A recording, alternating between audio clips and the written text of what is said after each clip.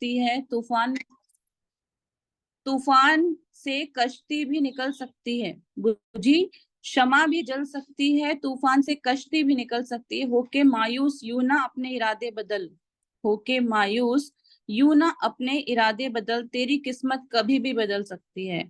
बिल्कुल दोस्तों, जिस तरीके से हमारे सीनियर्स की लाइफ चेंज हुई है, जिस तरीके से धीरे धीरे हमारे जीवन में परिवर्तन आ रहा है, वैसे ही हर एक फ्रेशर, हर एक ब्रॉन्ज, सिल्वर, गोल्ड, जितने भी लीडर आज सभी इस प्लेटफॉर्म को जिन्होंने चुन चुका है, उन सभी के जीवन में भी बिल्कुल परिवर्तन आएगा। बस जरूरत है कि जिस तरीके से हमारे सीनियर्स ने अप्लाई किया है, सब कुछ सीखा है, उसके बाद इम्प्लीमेंट किया है, वैसे ही हमें भी करनी है। जो राह पे वो चले हैं उसी राह पर हमें भी चलना है, लेकिन कंटिन्यूटी बना के, पेशेंस रख के, हार्डवर्क के साथ जब हम इस प्लेटफॉर्म में अपना डिवोशन दे देंगे, तो उसके बाद जिस तरीके से वो सक्सेसफुल है, हम भी जरूर सक्सेसफुल हो जाएंगे। तो शुरुआत करना चाहूंगी आज के सेशन की। जैसे सेशन का मैंने टॉपिक देख लीजिए रखा है कि art art of network marketing. देखिए, हम सभी जिस बिजनेस में आए हैं, जिस प्लेटफॉर्म को हमने चुना है, उसमें हमें काम क्या करना होता है, नेटवर्किंग करनी होती है ना, लोगों को अपने साथ कनेक्ट करना होता है। तो जिस कनेक्शन की बात मैं कर रही हूँ, उसमें क्या क्या खूबियां रखनी चाहिए, क्या आर्ट है, क्या कला है उसको करने की, जो थोड़ा बहुत मैंने इस प्लेटफॉर्म से इतने सालों में सीखा है, वो जरूर आप सभी तक शेयर करना चाहूंगी। लेकिन उससे पहले धन्यवाद हो जाना चाहिए कि इस प्लेटफॉर्म को दिया किसने, इस प्लेटफॉर्म को दिया जिन्होंने, उन सभी सीनियर्स का मैं थैंक यू बोलना चाहूंगी। Thank you very much my respected upline engineer Suresh Singh sir, जिनके माध्यम से मुझे ये प्लेटफॉर्म मिला। और अगर ये प्लेटफॉर्म नहीं मिलता तो शायद आगे का सफर भी नहीं हो पाता। प्लेटफॉर्म का मिलना बहुत बड़ी बात है। उसके बाद आपके अपलाइन का गाइडेंस मिलते रहना, उन्होंने जो सिखाया उसके बल पर ही आज हम जो कुछ भी हैं वो बन पाए हैं। So specially thanks my respected upline engineer Suresh Singh sir. और थैंक यू बोलना चाहूंगी मिस्टर जितेंद्र सिंह राठौर सर, हमारे ब्लैक डायमंड सर, जिनका गाइडेंस हमेशा मुझे मिलता रहा, जिनका प्रोत्साहन मुझे मिलता रहा, जिनके अप्रिसिएशन के कारण ही शायद आज मेरा इतना बोलना और लोगों के जो पब्लिक स्पीकिंग बोल सकती हूँ कि अगर आपका प्रोत्साहन नहीं होता, वो शायद पहले सेशन में मेरा इतना मुझे पुश नहीं किया होता, तो शायद मैं आज इतना बोल नहीं पाती। तो बिल्कुल थैंक यू आप दोनों ही सीनियर्स का, क्योंकि आज मैं जो भी बन पाई हूँ, जो भी सीख पाई हूँ, वो सभी आपका दिया हुआ है। सो thank you very much. Specially thanks AWPL platform को। अगर ये प्लेटफॉर्म ही ना होता तो शायद आज वही जीवन हो रहा होता है, एक हाउसवाइफ का नॉर्मल लाइफ, सुबह उठकर घर के रूटीन में लग जाना, लेकिन आज सुबह उठकर सेशन में लग जाते हैं। So thank you very much AWPL, thank you very much to all my respected seniors. अब अक्सर मेरी जो सेशन की शुरुआत होती है वो एक स्टोरी से होती है। तो अभी सुबह सुबह का टाइम है, तो एक बहुत ही खूबसूरत स्टोरी आप सभी से शेयर करना चाहूंगी। क्या सभी रेडी हैं? आप सभी तैयार होंगे एक स्टोरी सुनने के लिए? बिल्कुल, मैं आपको बोर नहीं करना चाहती हूँ। मैं एक बहुत ही अच्छी स्टोरी से शुरुआत करना चाहूंगी। आज आपके सामने एक स्टोरी लेकर आई हूँ। अ, सुबह का टाइम है, तो बिल्कुल भगवान जी से शुरुआत हो जाए। अ, आप सभी ने रामायण देखी होगी, या रामायण के कुछ किस्से जरूर सुने होंगे, है ना। जब रामायण में जब सीता जी का हरण हो जाता है और रावण अपने लंका लेकर चला जाता है उन्हें, तो उसके बाद जो प्रयास चालू होते हैं राम जी और उनकी सेना के द्वारा, तो सबसे पहले सबसे बड़ा जो लक्ष्य होता है, सबसे बड़ी जो मुश्किल आती है, सबसे बड़ी परेशानी जहां पर आती है, वो पता तो चल जाता है भाई कि लंका में है, समुद्र के 100 कोस 100 योजन पीछे है, और इस तरफ राम जी और राम जी की सेना है। अब पहुंचना वहां पर है, बीच में इतना बड़ा संकट और इतने बड़ा ऑब्स्टिकल रखा हुआ है, तो उसको पार कैसे करना है, सबसे बड़ी समस्या यहाँ पर आ जाती है। तो राम जी समुद्र से प्रार्थना करते हैं। सबसे पहले तो समुद्र के लिए जो उनकी मतलब एक्शन होते हैं वो लेते हैं। उसके बाद जब समुद्र परेशान हो जाता है, तो फिर वो हार जाता है और बोल देता है ठीक है भाई, मैं अपनी लहरें कम कर लूंगा, आप इसमें सेतु बनाना चाहें तो बना सकते हैं, है ना। पहली समस्या यहाँ समाधान हुई कि सेतु बना सकते हैं। ऐसे ही आ, एक लेकिन सेतु बनाना मुश्किल है। जैसे कि हमारे बिजनेस में छोटी छोटी चीजें मुश्किल होती हैं, वैसे ही आप इसको कनेक्ट करते जाएं स्टोरी को। सेतु बनाना, पानी में पत्थर को तैराना, पत्थर से एक सेतु का निर्माण करना जिसमें से इतने लोग चलकर, मनुष्य और वानर सारे चलकर चले जाएं, ऐसा पॉसिबल हो ही नहीं सकता। अगर एक आम तौर पे हम देखें तो ये असंभव वाली चीज है ना। हमारे जैसे, आप जैसे लोग होते तो हम पहले ही पीछे हट जाते कि अरे भाई ये तो पॉसिबल ही नहीं है। लेकिन वहां पर भी राम जी ने शिव जी की पूजा की और शिव जी ने उन्हें बताया कि नहीं, यहाँ पर विश्वकर्मा के जो बोल सकते हैं विश्वकर्मा रूप में नल और नील मौजूद हैं, जो कि इस पानी में भी पत्थर को तैरा सकते हैं। तो उनके द्वारा पत्थर में तैराने के लिए जब वरदान मिल चुका था ऑलरेडी नल और नील को, तो उन्होंने भगवान राम का नाम लिखा और पत्थर में राम नाम लिखकर पानी में, समुद्र में जब डाला तो वो पत्थर तैरने लगे और वो पत्थर डूबे नहीं। और उसके बाद यही चीज क्या कि नल और नील, अगर मान लीजिए, आप मान के चलिए कि नल और नील को ही यह वरदान था, अगर वही दो पत्थर उठाते, एक पत्थर उठाता, फिर एक नाम लिखता, फिर पानी में डालता, तो क्या समय रहते ये सेतु बन पाता? ये सेतु नहीं बन पाता। यहाँ पर क्या किया, नल और नील ने डुप्लीकेशन किया। कैसे? बाकी की वानर सेना को भी सिखा दिया कि भाई ऐसे ऐसे राम नाम लिखो और पानी में तैरा दो, पानी में डालो, वो स्वयं तैरने लगेगा, क्योंकि राम नाम में ही शक्ति थी। यहाँ पर आस्था भी जुड़ गई, यहाँ पर परिश्रम भी जुड़ गया, यहाँ पर जितने भी टीम मेंबर थे, नेटवर्किंग जो उन्होंने कर रखी थी, जितने भी टीम मेंबर को जोड़ रखा था, सारे जितने भी वानर थे और रीच थे, सारों को ये चीज सिखा दी कि भाई नाम लिखिए और डालिए। आस्था का कनेक्शन, हार्डवर्क, डिवोशन और नेटवर्किंग के साथ जब हो गया तो पत्थर भी पानी में तैर गया। हम लोगों ने बिल्कुल आज तक ये कथाएं आती हैं कि समुद्र में पत्थर तैरा और सेतु भी बना। और सेतु जब बन गया, राम जी बिल्कुल पहुंच गए, लंका पहुंच गए और सीता जी को बचाकर लेके आ गए। कैसे पॉसिबल हुआ दोस्तों? मेरा बस बताने का, इस कहानी को सुनाने का उद्देश्य यही था कि जीवन में सफलता जो होती है वो साथ से होती है। और हम जिस काम को कर रहे हैं, नेटवर्किंग कहा जाता है, लोग कहते हैं कि जोड़ने का बिजनेस है, लोगों को बेवकूफ बनाने का बिजनेस है। तो अगर इस बात के साक्षी तो हमारे पूर्वज हैं, हमारे शास्त्र हैं, हमारे ग्रंथ हैं कि बिना नेटवर्किंग के तो कुछ भी नहीं हो सकता, नथिंग। अगर किसी चीज को संभव बनाना है तो सभी का साथ चाहिए, नेटवर्किंग चाहिए। बिना नेटवर्क के आप किसी भी क्षेत्र में सफल नहीं हो सकते। तो यहाँ पर राम जी ने इस चीज की शिक्षा दी है कि सबका साथ होना चाहिए। नल और नील ने ये सिखाया कि डुप्लीकेशन होना चाहिए और डिवोशन होना चाहिए। और हनुमान जी ने सिखाया कि हार्डवर्क होना चाहिए। जब ये सारी चीजें मिल जाती है तो इंसान किसी भी क्षेत्र में अपने जीवन में सफल हो सकता है। तो बस यही चीजें हमें याद रखनी है और सफल होने के लिए अपना परिश्रम दिखाना है इस प्लेटफॉर्म में और सक्सेसफुल होना है। तो क्यों ना स्टोरी के साथ दिन की शुरुआत की जाए, इसलिए आपके सामने ये छोटी सी स्टोरी रखी। बिल्कुल अपने टॉपिक पर आना चाहूंगी, समय व्यर्थ नहीं करना चाहूंगी। मेरा टॉपिक था आर्ट ऑफ नेटवर्क मार्केटिंग। तो भारत सरकार की रिपोर्ट के अनुसार डायरेक्ट सेलिंग इंडस्ट्री भारत सरकार के सभी इनिशिएटिव को सपोर्ट करती है ना। स्पेशली डायरेक्ट सेलिंग इंडस्ट्री में AWPL की अगर बात करूं, जिस संस्था का हम हिस्सा हैं, वो भारत सरकार की इन सभी इनिशिएटिव को सपोर्ट करती है। कैसे? बताती हूँ। पहला टॉपिक है जैसे कि डिजिटल इंडिया। डिजिटल इंडिया से क्या आप लोग नहीं जानते कि हमारी संस्था का जितने भी काम है वो सभी डिजिटली ऑपरेट होते हैं। जैसे कि हमारे आईडी लगाना, हम सभी कहीं भी रह रहे हो ऑनलाइन अपना मोबाइल उठाया और हम किसी का भी रजिस्ट्रेशन ऑनलाइन कर देते हैं। प्रोडक्ट कहीं भी पहुंचाना है, किसी भी भारत के किसी भी कोने में पहुंचाना है, हम उसका ऑर्डर लगाते हैं, ऑर्डर प्लेस करते हैं और करियर के थ्रू विदाउट एनी चार्जेस हमारे पार्सल जो हैं उस लोकेशन में, उस एड्रेस में पहुंच जाते हैं।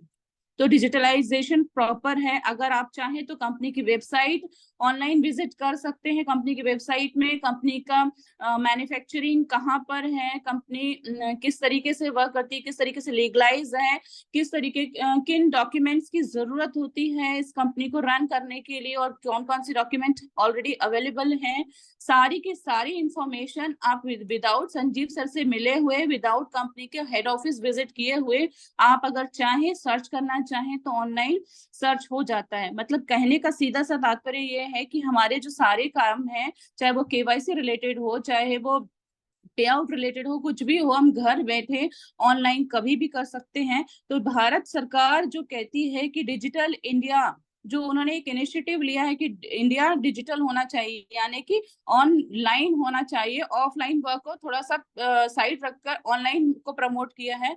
तो भाई AWPL सबसे आगे है, और हम हमारे सारे काम जो है वो डिजिटल इंडिया के जिस तरीके से उन्होंने गाइड किया उसके अकॉर्डिंगली ही वर्क कर रहे हैं। नेक्स्ट बात करूँ स्टार्टअप इंडिया। दोस्तों किसी भी काम को करने के लिए, जैसे कि स्टार्टअप की बात की जाती है, जैसे छोटे छोटे काम भी अगर हम कर रहे हैं तो उसके लिए जिस तरीके का सेटअप किया जाता है आगे बढ़ने के लिए, वैसा ही सेटअप कुछ AWPL का है। क्या हम सभी जानते हैं कि किसी भी काम को शुरू करने के लिए सबसे बड़ा इन्वेस्टमेंट पहले करना होता है ना।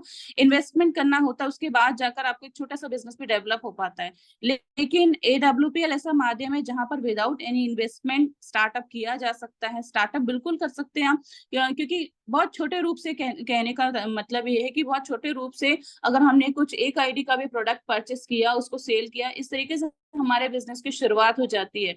तो इसके लिए हमें किसी डिग्री की आवश्यकता नहीं होती, किसी के स्पेशल गाइडेंस की जरूरत नहीं होती। शुरुआती दौर पर भी स्टार्टअप हम दे सकते हैं, किसी भी व्यक्ति को दे सकते हैं। 18+ होने की जरूरत है बस, वो चाहे वो स्टूडेंट हो, चाहे वो रिटायर्ड पर्सन हो, चाहे वो कोई हाउसवाइफ हो, या कोई लड़की हो, आप किसी को भी इस बिजनेस के स्टार्टअप दे सकते हैं।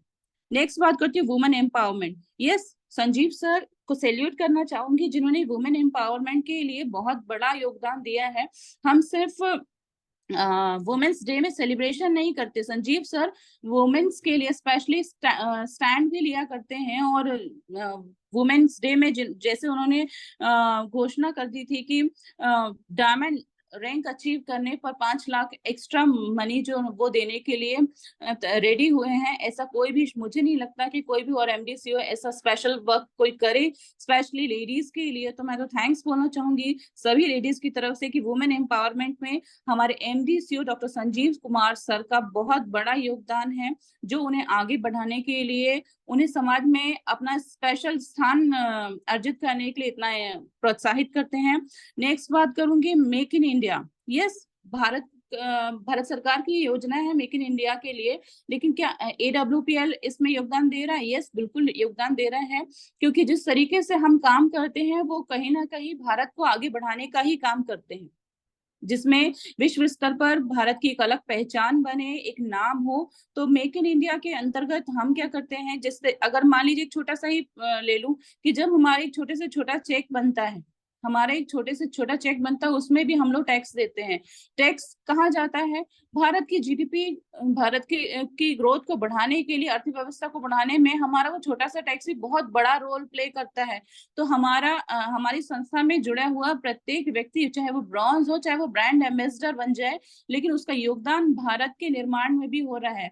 संजीव सर अपनी तरक्की, अपने लीडर्स की तरक्की, अपने बिजनेस की तरक्की, अपनी संस्था की तरक्की नहीं कर रहे हैं, साथ ही साथ भारत को भी लेकर चल रहे हैं। भाई क्यों ना हो, क्योंकि एक आर्मी पर्सन है, भारत में देश सेवा ऑलरेडी कर चुके हैं, तो देश को तो उन्होंने प्राथमिकता शुरू से ही दी है, तो देश का निर्माण में भी सहयोग कर रहे हैं और संस्था के निर्माण में भी सहयोग कर रहे हैं। नेक्स्ट बात करती हूँ आत्मनिर्भर भारत। यस, आत्मनिर्भर भारत की जो योजना है भारत सरकार की, उसमें AWPL भी उसमें योगदान दे रहा है कि हमें किसी भी चीज के मतलब अपने बिजनेस को स्टार्ट करने के लिए या सक्सेसफुल होने के लिए किसी और चीज की आवश्यकता नहीं होती। लाइक जैसे हमें कोई एजुकेशन, स्पेशल एजुकेशन की आवश्यकता नहीं होती, किसी ट्रेनिंग की आवश्यकता नहीं होती, किसी की स्पेशल किसी फील्ड से आप ट्रेंड होकर आए। हाँ, जो भी जरूरत होती है वो इस संस्था में जब हम ज्वाइन कर लेते हैं उसके बाद हमें बिल्कुल सिखा दिया जाता है कि किस तरीके से काम करना है। और हमें किसी के अंदर काम करने की जरूरत नहीं होती, कोई हमारा बॉस नहीं होता। तो हम क्या है, एक जैसे ही ज्वाइन होते हैं वैसे ही अपने बॉस बन जाते हैं और आत्मनिर्भर भारत में बहुत बड़ा योगदान दे रहे हैं। स्वस्थ भारत, यस, आयुर्वेद के माध्यम से AWPL बहुत बड़ा योगदान दे रहा है भारत को स्वस्थ बनाने में, क्योंकि एलोपैथ से हम सभी अवगत हो चुके हैं कि ठीक है इंस्टेंट रिलीफ मिल जाता है, लेकिन परमानेंट रिलीफ चाहिए तो हमें आयुर्वेद का ही रास्ता अपनाना चाहिए, जिसमें AWPL ने भारत को सिखाया है कि आयुर्वेद ही वो माध्यम है जिससे आप ज्यादा से ज्यादा स्वस्थ रह सकते हैं। नेक्स्ट, जब इतनी सारी क्वालिटीज हैं हमारे बिजनेस में, तो फिर क्यों ना बताएं हम, तो फिर क्यों ना बताएं हम लोगों को अपनी संस्था बिजनेस के बारे में। दोस्तों अक्सर ऐसा होता है कि हमें शुरुआत में तो हम इतने इतने एक्साइटेड होते हैं बिजनेस में आने में, लेकिन जैसे ही 2 4 6 रिजेक्शन मिलना चालू होते हैं, लोगों के ताने मिलना चालू होते हैं, हम लोग को क्या करते हैं, लोगों को बताना बंद कर देते हैं। ये शुरुआत में ही हमें थोड़ी सी शर्मिंदगी महसूस होती है, भाई लोग बोलेंगे कि क्या बेचने के लिए आ गई, ये क्या बताने लगी, मतलब हमें थोड़ी सी शर्म आती है। तो मैं आपको बता दूं, शर्म करने की जरूरत ही नहीं है। जब हम अपने बच्चे की वैक्सीनेशन के लिए डॉक्टर के पास जाते हैं, एक उदाहरण दे रही हूँ आपको, जब हम अपने बच्चे के वैक्सीनेशन के लिए डॉक्टर के पास लेकर जाते हैं, तो उसके हाव भाव बदलने लगते हैं, वो हाथ पैर मारने लगता है, मुझे इंजेक्शन नहीं लगाना, उसकी जिद हो जाती है। पर क्या आप डॉक्टर को रोकते हैं? नहीं रोकते, है ना। अ, पिता को, माँ को पता होता है कि वैक्सीनेशन जरूरी है ना, क्योंकि आने वाले समय में बीमारियां उसे घेर सकती हैं। आज का जो उसका दुख रोना है, आज जो पैर पटक रहा है, जो नाराजगी दिखा रहा है, कल उसका खुशी में बदल जाएगा। क्योंकि पेरेंट्स को पता होता है, इसलिए वो डॉक्टर को कभी मना नहीं करते, नर्स बराबर उसको इंजेक्शन लगाती है। वो अपने बच्चे को रोता हुआ भी देखते हैं, तकलीफ बिल्कुल होती होगी कि अपने बच्चे को सामने रोता देख रहे हैं, लेकिन वो उसके भविष्य के लिए, कि कल वो किसी बीमारी से ग्रसित ना हो जाए, इसके लिए आज उसका दुख रोना बिल्कुल सह लेना चाहिए। तो इसी तरीके से सेम सेल्स में जब हम किसी प्रोस्पेक्ट के पास जाते हैं, तो वो भी मना करता है, लाख बहाने बनाता है। वो इंजेक्शन तो मैं ऐसे, लेकिन मैंने तो बिल्कुल ठान रखी कि वो इंजेक्शन तो, वैक्सीनेशन तो मैं इसको देकर रहूंगी जिस भी व्यक्ति के पास जाऊंगी, क्योंकि आपको उसके आने वाले भविष्य को देखना है ना। जितने लोगों के पास हम जाते हैं, क्या वो हमारे अपने नहीं होते? वो हमारे अपने ही होते हैं, या हमारे फ्रेंड्स होते हैं, या हमारी फैमिली होती है, या हमारे कांटेक्ट वाले होते हैं। ये मैं कहती हूँ, अगर अपरिचित भी हैं तो हम उनका भला सोचते हैं कि नेटवर्क मार्केटिंग इंडस्ट्री में आने वाला समय जो है बहुत ब्राइट है, तो जब हम इसका हिस्सा है तो क्यों ना हम आपको भी बनाएं। जब हम जान रहे हैं कि इसका फ्यूचर ब्राइट है, लेकिन उस बंदे को इनिशियल स्टेज में नहीं पता होता कि इस बिजनेस में उसका फ्यूचर ब्राइट है, तो हम उसको क्या करते हैं, हमें उसको पुश करना है, बार बार उसके पीछे पड़ना है। इसको बेशर्मी ना समझें कि हम बार बार बता रहे हैं, भाई वो नकार रहा है लेकिन फिर भी हम बताए जा रहे हैं, क्योंकि हमें पता है कि आने वाले समय में उसकी दुख तकलीफ, जो उसकी आज कम पैसों को लेकर जो किल्लत है, घर में जो परेशानियां हैं, जो बच्चों को अच्छा जीवन नहीं दे पा रहा है, जो पत्नी के लिए कुछ अच्छी चीजें नहीं कर पा रहा है, वो सिर्फ पैसों की किल्लत के कारण, तो आने वाले समय में ये सारी परेशानियां ना हो, इसके लिए उसे हमें ये प्लान बताना है, हमारा सिस्टम बताना है। आज का लिया गया फैसला उसके भविष्य को बदल देगा, ये सोच के साथ उसे अपने सिस्टम के बारे में जरूर बताना है, राइट। नेक्स्ट बात करती हूँ, sale closing all predictable. Yes, जो भी सवाल मतलब किसी भी प्रोस्पेक्ट को पूछना है, वो सभी आपको पता होते हैं, देखिए पहले से ही पता होते हैं। नेटवर्क मार्केटिंग जब से स्टार्ट हुई है, एक ही तरह के सवाल सामने आते हैं। इंडस्ट्री, ऑर्गेनाइजेशन, प्रोडक्ट्स, आपसे रिलेटेड जो भी जो क्वेश्चन है, आपसे भी जो क्वेश्चन किए जाएंगे, वो सारे के सारे क्या होते हैं, एक्चुअली फिक्स होते हैं। क्वेश्चन 90% प्रेडिक्टेबल होते हैं, एंड 10% जो होते हैं वो अनप्रेडिक्टेबल होते हैं। कई बार ऐसे आते हैं ना कि बिल्कुल खेलते खेलते अपन क्रिकेट खेल रहे हैं, अचानक एक बाउंसर पड़ गई, वो रेगुलर नहीं होते ना। रेगुलर तो पता है नॉर्मल यॉर्कर कर रहा है या नॉर्मल बॉल डाल रहा है, लेकिन कभी अचानक बॉलर के मन में आता है कि भाई एक आध उसको चमका दिया जाए, तो एक बाउंसर मार देता है। तो ऐसा क्वेश्चन आ सकता है बिल्कुल कि हमारे जितना भी हमने सीखा उसके अकॉर्डिंगली ना हो, स्पेशल कोई क्वेश्चन आ जाए, तो वहां पर अपने अपलाइन का सहारा जरूर ले लें। लेकिन मोस्टली 90% जो क्वेश्चन आते हैं वो ऐसे आते हैं कि जिसका हम रिप्लाई कर सकते हैं अगर सीख लें प्रॉपरली तो। नेक्स्ट, देखिए कितना अच्छा टॉपिक, रिजेक्शन हैंडलिंग। कोई भी इंसान खुन्नस में ही बड़ा बनता है एक्चुअली। गुस्सा आए तो वो फायदे के लिए ही होता है।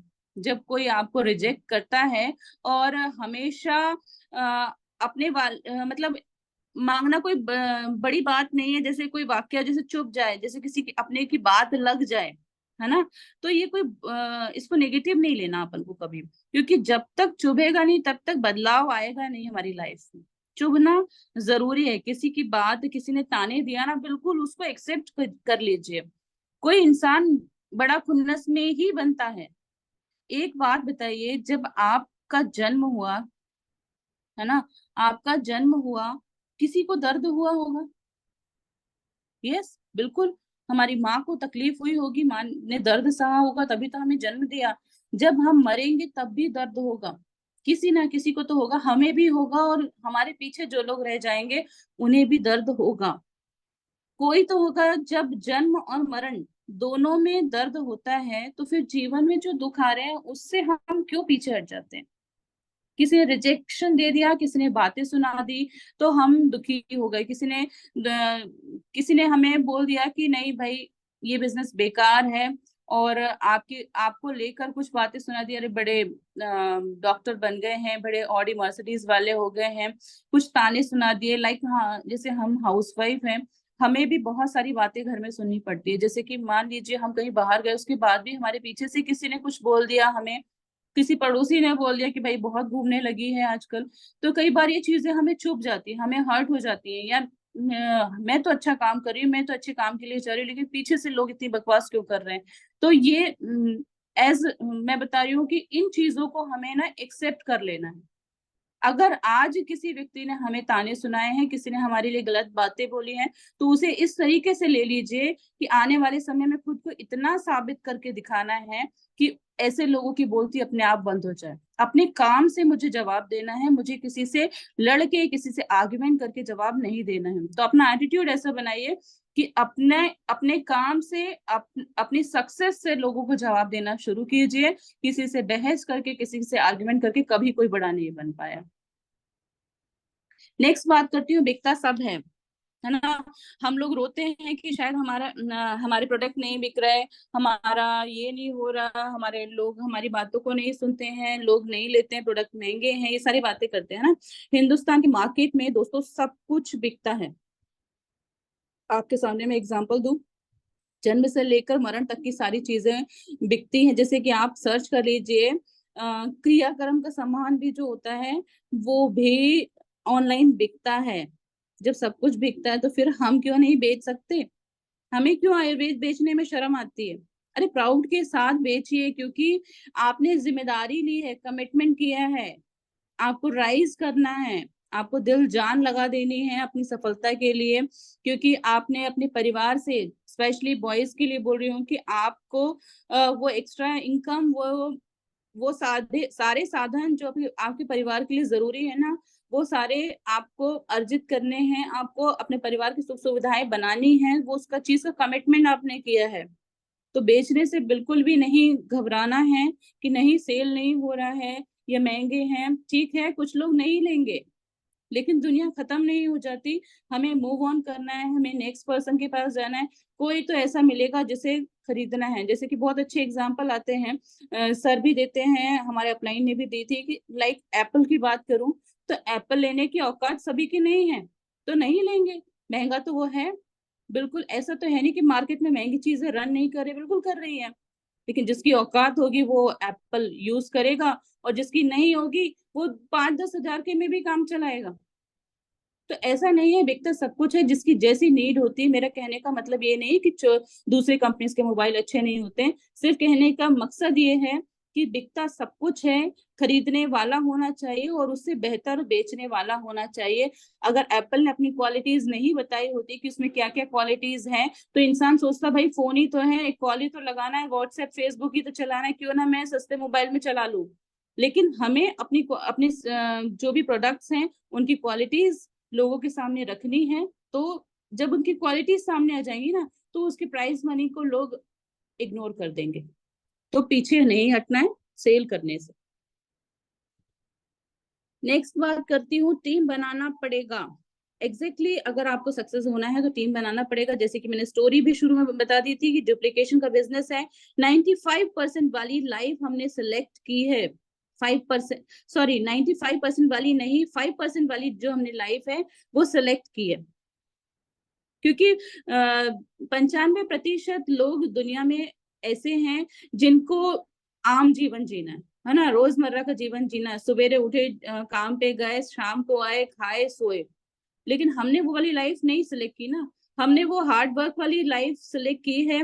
जब स्पेशल 5% लोगों के बीच में अगर आपको हाईलाइट होना है, दिखना है, तो मेहनत भी कैसी करनी पड़ेगी, 5% वाली करनी पड़ेगी। अब 5% वाली करनी है तो उसके लिए टीम को हमें बनाना पड़ेगा। हम वो 5% लोग हैं जो जो रहे तो ठीक, ना रहे तो ठीक, पैसों की दिक्कत परिवार को नहीं हो, ऐसे लोगों में से हमने अपनी लाइफ सेलेक्ट की है। हमारे रहने ना रहने से हमारे परिवार के ऊपर कोई असर नहीं आना चाहिए। तो मुश्किलें तो आएंगी राहों में, घबराना नहीं है। पहले हम और 95% वाली जो लाइफ थी जी रहे थे, पर अब हमें 5% वाली लाइफ को जीना है। इसके लिए हमें टीम तो बनानी ही पड़ेगी।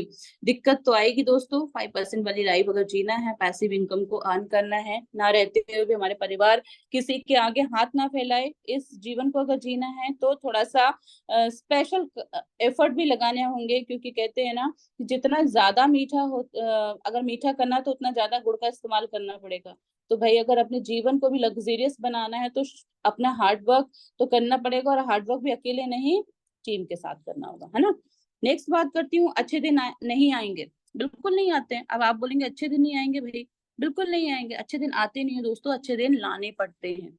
अच्छे दिन आपको ही आपके लिए लाने होंगे। कोई नौकरी कभी अच्छे दिन नहीं ला पाती, पर नेटवर्क मार्केटिंग बिजनेस जरूर श्योरली अच्छे दिन लाने का मादा रखता है।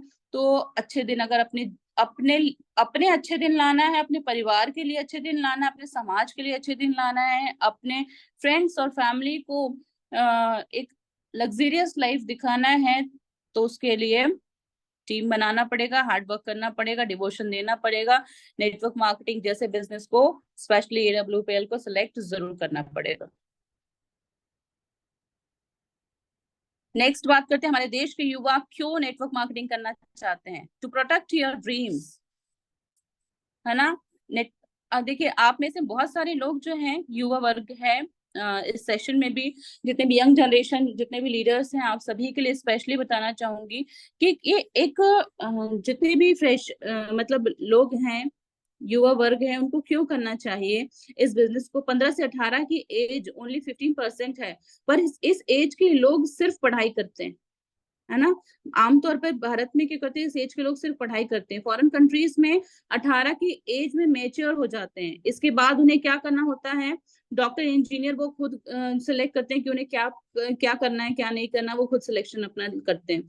हमने विदेशों से कपड़े पहनना सीख लिया, हमने विदेशों से मैगी खाना, चाउ खाना, अब जितने भी फास्ट फूड हैं, बर्गर खाना, ये सब कुछ सीख लिया। खुद को बड़ा कैसे बनाना, ये कब सीखेंगे। हमारे यहाँ बच्चे 24-25 की एज तक क्या करते हैं, माँ बाप के पैसों पे पढ़ाई करते हैं और अपने खर्चे करते हैं। जितने भी पॉकेट मनी है ना, पेरेंट्स से ले लेकर करते हैं। उसके बाद करियर के लिए सोचते हैं, और फिर नौकरियां रखी हुई नहीं पड़ी है ना, हलवे जैसी नहीं रखी हुई है कि नौकरियां रखी है। भाई जब आपने मौज मस्ती कर ली, अपना जीवन निकाल दिया, उसके बाद आपके लिए नौकरी रखी, आ जाइए कर लीजिए, ऐसा पॉसिबल नहीं है। पर जिन्होंने नेटवर्क मार्केटिंग को समझ लिया है, भाई हाँ, नेटवर्क मार्केटिंग पढ़ाई के साथ साथ की जा सकती है, तो वो फाइनेंशियली इंडिपेंडेंट भी हो रहे हैं, अपनी आइडेंटिटी भी बना रहे हैं, और माँ पापा के पैसों पर ऐश नहीं करते, उन्हें अपने दम पर लग्जरियस टूर भी करवा रहे हैं। जब कुछ लोग कर सकते हैं, तो हम सभी क्यों नहीं कर सकते। बिल्कुल कर सकते हैं, लेकिन किस तरीके से करना चाहिए और मतलब किन कारणों से करना चाहिए, मैं आपको बिल्कुल आज रियलाइज करा दूं कि किन कारणों से आपको करना चाहिए network marketing. To protect your dreams, अपने सपनों को टूटने से बचाने के लिए। अगर आपने कोई जीवन में सपने देख रखे हैं ना, कुछ उज्जवल भविष्य के, तो उसको पूरा करना है, तो नेटवर्क मार्केटिंग आपको करनी ही होगी। For extra income, extra income earn करना है, ठीक है। अगर आप पढ़ाई कर रहे हैं या कुछ आगे काम भी करना चाहते हो, तो एक्स्ट्रा इनकम की तो जरूरत पड़ती है ना, तो उसके लिए करना होगा आपको network marketing. To be financially free, आपको फाइनेंशियली फ्री होने के लिए, कि किसी के आगे हाथ न फैलाना पड़े, पिताजी से ना लेना पड़े, बड़े भाई से ना लेना पड़े, किसी से लेकर खर्चे करिए तो क्या खर्चे किए। भाई खर्चे तो इस तरीके से होना चाहिए, जेब आपकी इतनी गर्म होना चाहिए कि जब घर में जरूरत पड़ जाए, जब माता पिता को जरूरत पड़ जाए, परिवार को जरूरत पड़ जाए, तो सबसे पहले वो आपकी तरफ देखे। To change your energy, extra income हो गई, टू बी फाइनेंशियली फ्री हो गई, टू चैनल योर एनर्जी, है ना।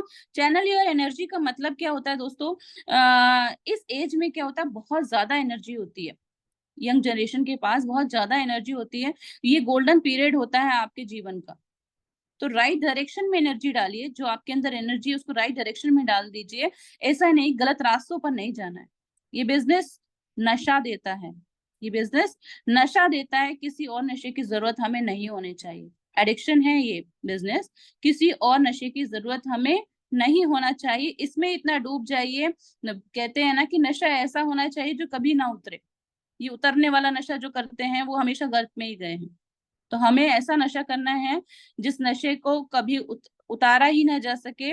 किसका? सक्सेस का नशा होना चाहिए, मेहनत का नशा होना चाहिए, सफलता का नशा होना चाहिए। नेक्स्ट बात करती हूँ, टू डेवलप एंटरप्रेन्योरल स्किल। अगर इस प्लेटफॉर्म को अगर हम चुनते हैं, नेटवर्क मार्केटिंग को चुनते हैं, तो बिना पैसा लगाए बिजनेस करना सिखाती है नेटवर्क मार्केटिंग, क्योंकि यहाँ बॉस भी हम होते हैं। सो एज किसी हम अगर किसी भी फील्ड का बिजनेस हमें करना है, मैं नहीं कहती कि नेटवर्क मार्केटिंग लाइफ टाइम कीजिए। अगर मान लीजिए आपकी सोच कहीं और भी ये करने की है, कुछ और बिजनेस स्टार्ट करने की भी, आप बहुत बड़े रईस खानदान के हैं, आपको बड़ा स्टार्टअप करना, तो उसके पहले भी आपको नेटवर्क मार्केटिंग करनी चाहिए। रीजन की नेटवर्क मार्केटिंग आपको सिखाती है कि काम किस तरीके से किया जाता है, छोटे स्तर से लोगों से कैसे कनेक्ट किया जाता है। तो वो ये बिजनेस को क्या करती है, बिजनेस करने की कला सिखाती है ना। टू बी अ लीडर, एक लीडरशिप अगर अपने अंदर डेवलप करना है, अपने अंदर जितने भी लोग आपके नीचे डाउन में आए हैं उनको कैसे हैंडल करना है, ये सारी बातें अगर आपको सीखनी है तो नेटवर्क मार्केटिंग जरूर कीजिए for better self esteem. Complete man, complete women अगर बनना है, सीधे शब्दों में कहूँ, कंप्लीट मैन और कंप्लीट वुमेन अगर आपको बनना है तो आपको नेटवर्क मार्केटिंग करनी चाहिए। इसके पहले बिल्कुल कहना चाहूंगी कि अगर आपके परिवार को अगर आपके परिवार को आपको नेक्स्ट ऑर्बिट में लेकर जाना है, यानी कि जिस स्थिति में आज आपका परिवार जी रहा है उससे ऊपर लेकर जाना है, उसको एक अच्छा जीवन देना है अपने परिवार को, तो उसके लिए करना चाहिए आपको network marketing for an enjoyable life. अगर आपकी लाइफ को एंजॉयबल बनाना है, मस्ती भरा बनाना है, खुशनुमा बनाना है, तो उसके लिए करना चाहिए आपको नेटवर्क मार्केटिंग। अभी देख लीजिए, जितने भी हमारे टूर ट्रिप होते हैं, वहां पर जाते हैं जब आप, तो अपनी जिंदगी की सारी परेशानियां भूल जाते हैं। वहां जब एंजॉय करने आप अपने टीम मेंबर के साथ लगते हैं, तो फिर आपके जीवन में पीछे क्या चल रहा है आप वो सारी चीजें साइड कर देते हैं और अपनी लाइफ को एंजॉय करना शुरू करते हैं, है ना। जीवन एक ही मिला है, क्यों उसको रोते रोते बिताना, क्यों ना खुशी के साथ एंजॉय करते हुए बिताएं। टू रिमूव योर अनसर्टेनिटी, एक एज अ वुमेन अनसर्टेनिटी रहती है। देखिए अनदर फील्ड में, जैसे डॉक्टर है, इंजीनियर है, कुछ भी बन जाओ, सब छोड़ना पड़ जाता है हमें, है ना। जब हमारी शादियां होती हैं तो हम जब दूसरे शहर चले जाते हैं या दूसरी जगह चले जाते हैं, तो हम अगर कितने भी बड़े पद पर हों, डॉक्टर इंजीनियर बन गए हों, टीचर बन गए हों, लेकिन जब दूसरे शहर जाना होता है तो हम क्या करते हैं, शादी के बाद वो सारी चीजें छोड़ देते हैं, स्पेशली लेडीज, हम छोड़ देते हैं। लेकिन ये बिजनेस ऐसा है, नेटवर्क मार्केटिंग बिजनेस ऐसा है कि आप कहीं भी चले जाइए भाई, आपकी आईडी तो वही रहनी है। और अगर कहीं दूसरी जगह चले जा रहे हैं तो और अच्छी बात है, थैंक्स भगवान का कि हमें नया एरिया मिला, नए लोग मिले, नई फील्ड मिली, जहां पर हम और एक्स्ट्रा एफर्ट करेंगे। पहले तो मायके में काम कर रहे थे, अब ससुराल के साथ भी काम करेंगे, है ना। मैं बिल्कुल, एक अनसर्टेनिटी जो होती है वो यहाँ पर नहीं रहती, यहाँ पर प्रोडक्ट रहते हैं। और फॉर अ बेटर लाइफस्टाइल, अगर अपनी लाइफस्टाइल को शानदार बनाना है तो नेटवर्क मार्केटिंग करने चाहिए। मजबूरी कॉम्प्रोमाइज वाली लाइफ से अगर निजात पाना है, सीधे शब्दों में कहूँ तो बेस्ट है network marketing. Do it for your country, अगर अपने देश के लिए कुछ करना है, अपने देश के अर्थव्यवस्था को सुदृढ़ बनाने में अगर योगदान देना है, तो हमें करना है नेटवर्क मार्केटिंग। तो थैंक यू वेरी मच, आप सभी का बहुत बहुत धन्यवाद, जितनी भी देर आपने मुझे सुना। मेरी बातों पे जरूर फोकस कीजिएगा। नेटवर्क मार्केटिंग क्यों करनी चाहिए, ये मैं बिल्कुल आपको आज गिना चुकी हूँ, कैसे करनी चाहिए गिना चुकी हूँ, बस इम्प्लीमेंट करना आपको है। थोड़ा सा अपनी सोच में इसको बैठा लीजिए, फिर देखिए कोई भी रिजेक्शन, कोई भी नो, ये आपके ऊपर कभी इफेक्ट नहीं करेगा। अंत में यही लाइन बोलना चाहूंगी, कहिए तो आसमान को जमीन पर उतार लाएं, कहिए। तो आसमान को जमीन पर उतार लाएं मुश्किल नहीं है कुछ भी, अगर ठान लीजिए, है ना, अगर ठान लिया जाए तो कुछ भी इम्पॉसिबल नहीं है। Thank you very much. My all respected senior, Mr. Dilip Singh Rathore, sir, Mr. Rajneesh Kumar Agrawal, sir, thank you very much. My respected Black Diamond, Jitendra Singh Rathore, sir, thank you very much. Diamond Engineer Suresh Singh, sir, आप सभी का धन्यवाद। आपके guidance, आपका जो सिखाई हुई बातें हैं वो मैंने आज सेशन में शेयर की। इस तरीके से हमारे सेशन में जितने भी लीडर्स बने हुए हैं, आप सभी भी एजुकेट हों, सक्सेसफुल हों, यही शुभकामनाएं आज के दिन देना चाहूंगी। Thank you very much Rajesh ma'am, शानदार होस्टिंग आपकी, प्लीज कंटिन्यू कर सकते हैं। Thanks everyone. Okay, thank you.